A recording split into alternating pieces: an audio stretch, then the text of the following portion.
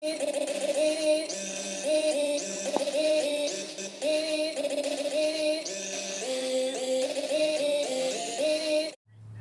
back, everyone, to the Westlake Hornets Teambuilder Dynasty here on NCAA Football 14’S. Today, we got a fun one on tap as the number 6, 5-1 Westlake Hornets set to take on their rival, the number 11, 6-0 Utah Utes.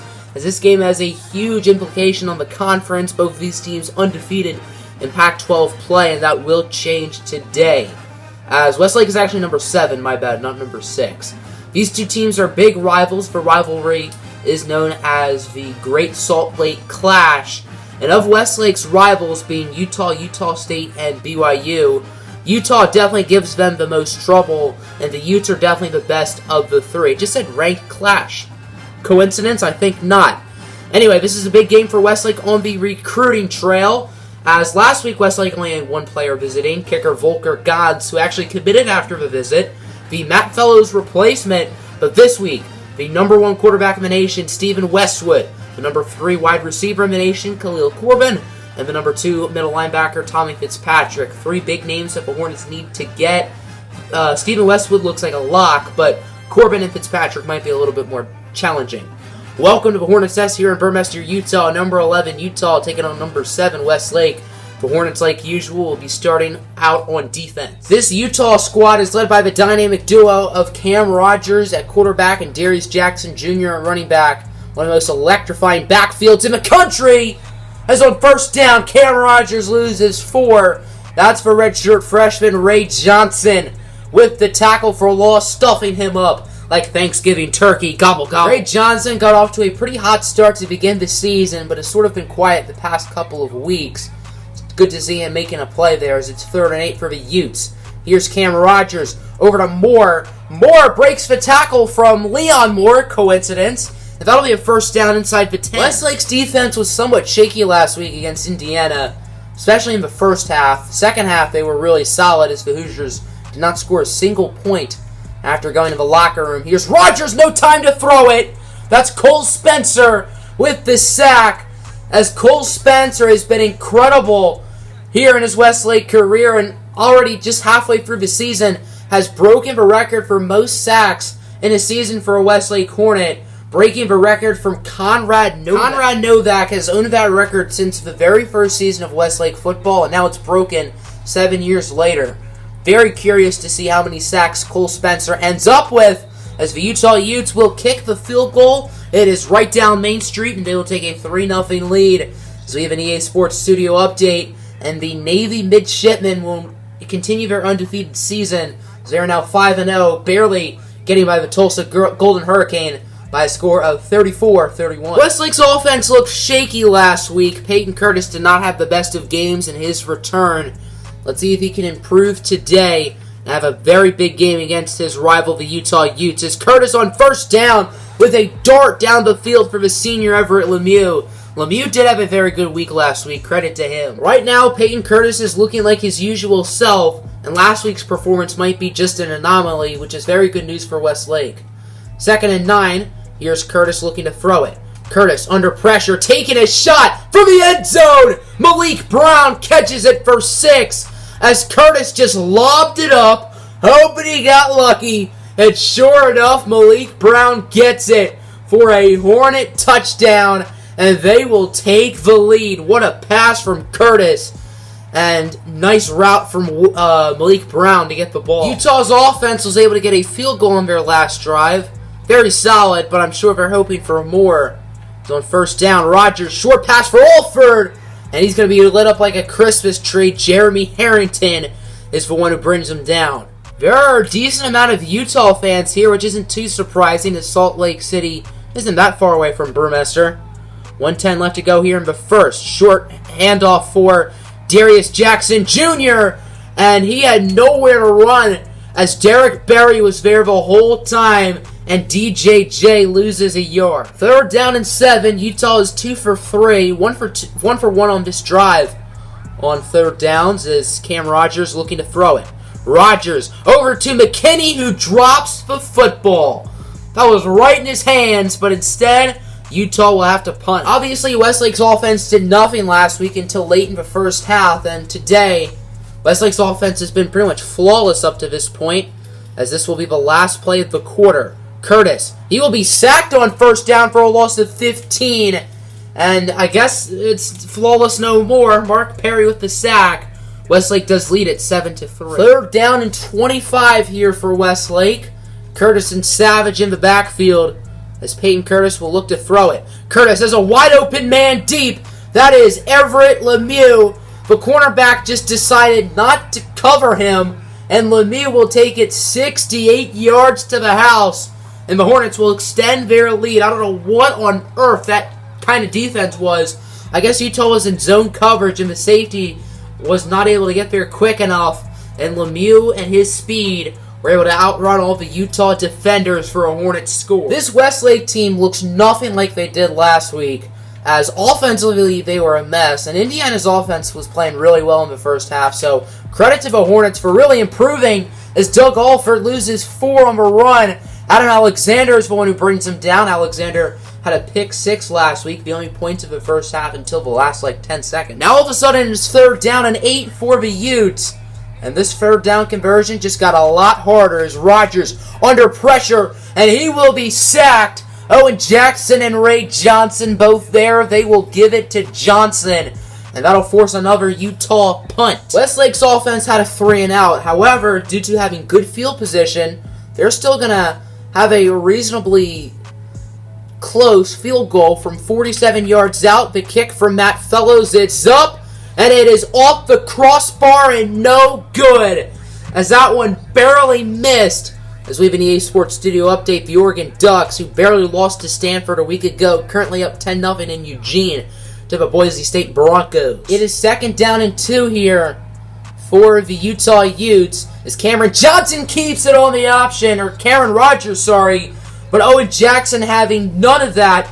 He was right in the backfield, and that's another big loss for this Utah offense. It's not that Utah's offense is playing bad, it's just this Westlake defense has been getting into the backfield with ease. As on 3rd and 7, Rogers will be sacked again by Ray Johnson. Have yourself a half, kiddo, as Johnson's second sack,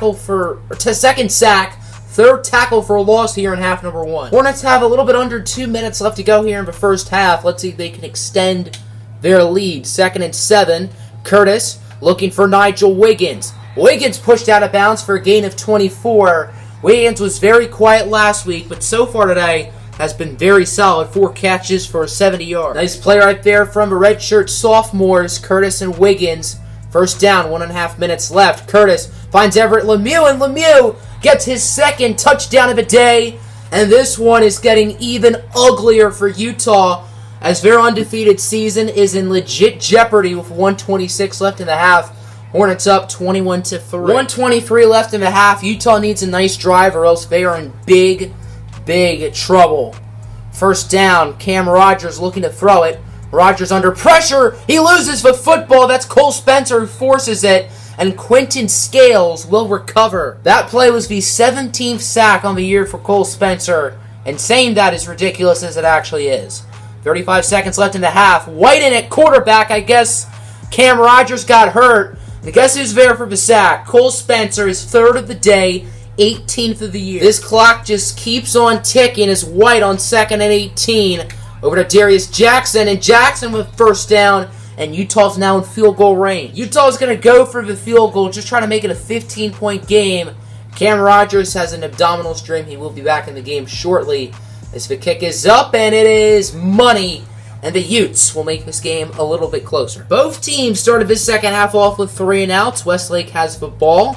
First down from about midfield or so, probably a few yards past it, like for 48. As Curtis looking to throw it. He has the redshirt freshman Canadian Noah Newton down the field, and Newton brought down at the 1 for a gain of 47 yards. Big play right there for Westlake, as they are awfully close to the end zone. It is now 1st and goal at about the 2 for the Hornets. Curtis and Savage in the backfield, as Curtis will hand it off for Dante Savage. Touchdown, Westlake, as Savage puts it in, and the Hornets will make this one 28-17. The Utes are down by 22 points, and with 3:22 left in the third, they are going to need basically a miracle to win this game. As Jackson on first down, hit hard. He does not gain anything. Nasty hit from Agobo and Netcho. You can tell these guys are rivals because Westlake just flattens Utah to the ground whenever they get the chance. Cam Rogers can't find anyone, and he's going to be intercepted by Sean Briggs. As excellent coverage from the Hornets, and Rogers knew he had to throw it. He had to go for the risk. And this time it didn't work out as the redshirt junior Briggs was able to make the play. 3rd down and 7 here for Westlake, as a score on this drive basically clinches the game, I'd say. There's still 2 minutes left in the third, but the Hornets are looking really good right now as Curtis. He will be sacked on 3rd down. Nice stop for Utah, as that's Nick Cook with the sack. Utah did get a stop defensively, but they're still down 28-6. And they are still not looking good in this football game. As Cam Rogers on 3rd down. Under pressure from Spencer. Spencer cannot bring him down. Here goes Rogers. He could have easily ran for more. No clue why he slid, as there was open field ahead.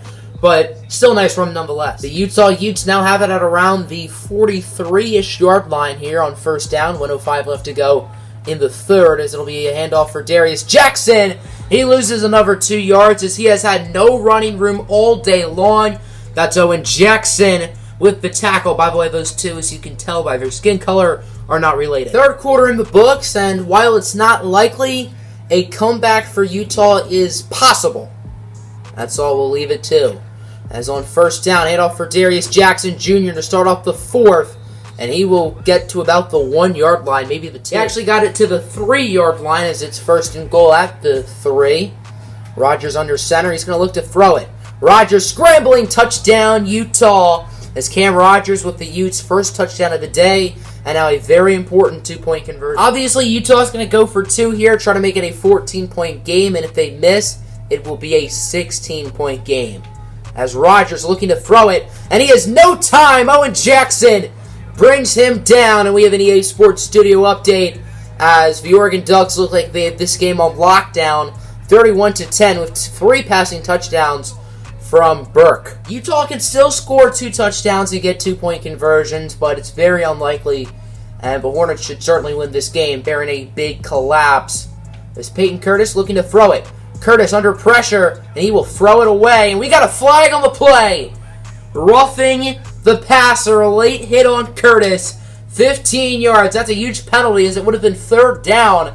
And I think that's also the first time that we've ever seen a Westlake quarterback throw it away. Mason Conway does not teach discipline, let's just say that. That penalty really did cost Utah, but if they get a stop here on 3rd down, then it's not that big of a deal. 3rd and 7. Peyton Curtis will look to throw it. Curtis, short pass for Lemieux. Lemieux breaks a tackle. Everett Lemieux off to the races, and Lemieux will get the hat trick, his 3rd touchdown, tying a school record for most receiving touchdowns in a game.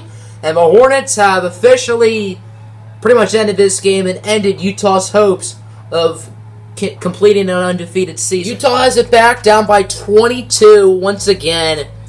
Actually, I don't think they were down by 22 at all today, but it doesn't really matter. They are not looking good nonetheless, as Owen Jackson with the sack, making it 2nd and 13. Now it's 2nd down and 13 here for the Utes. 5 minutes left to go here in the game.